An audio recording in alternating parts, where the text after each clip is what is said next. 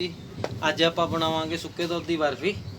ਮੇਰੇ ਕੋਲੇ ਇੱਕ ਕੌਲੀ ਸੁੱਕੇ ਦੁੱਧ ਦੀ ਆ ਤੇ ਖੰਡ ਆ ਆਪਣੇ ਕੋਲੇ।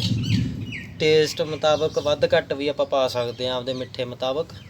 ਤੇ ਦੇਸੀ ਘਿਓ ਤੇ ਮਗਜ ਬਦਾਮ ਤੇ ਕਾਜੂ ਤੇ ਦੁੱਧ। ਸਾਰਿਆਂ ਨਾਲੋਂ ਪਹਿਲਾਂ ਆਪਾਂ ਪਾਵਾਂਗੇ ਦੇਸੀ ਘਿਓ। एक 2 3 चमचे।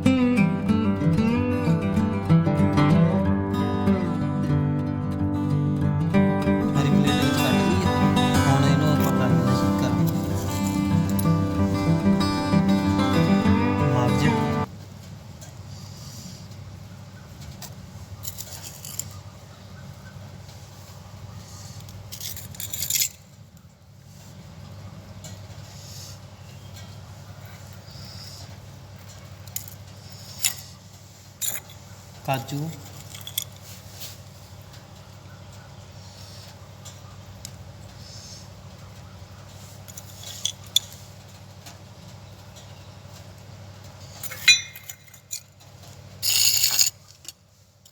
ते बादाम।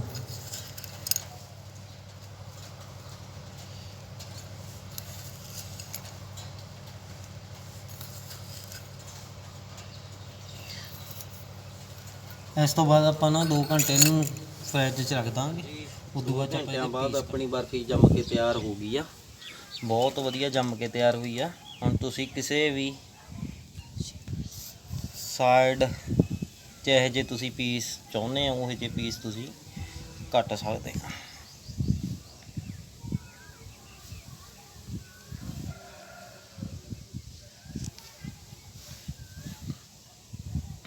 ਇਸ ਹਿਸਾਬ ਨਾਲ ਮੈਂ ਪੀਸ ਕੱਟ ਕੇ ਤਿਆਰ ਕਰ ਲਵਾਂਗਾ।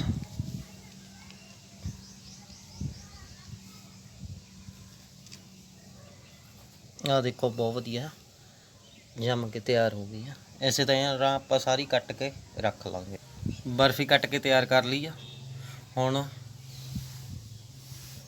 ਬਰਫੀ ਆਪਣੀ ਤਿਆਰ ਹੋ ਚੁੱਕੀ ਆ। ਜੇ ਤੁਹਾਨੂੰ ਵੀਡੀਓ ਵਧੀਆ ਤੇ ਵਧੀਆ ਲੱਗੀ ਲਾਈਕ ਤੇ ਸ਼ੇਅਰ ਕਰਿਓ। ਧੰਨਵਾਦ ਜੀ।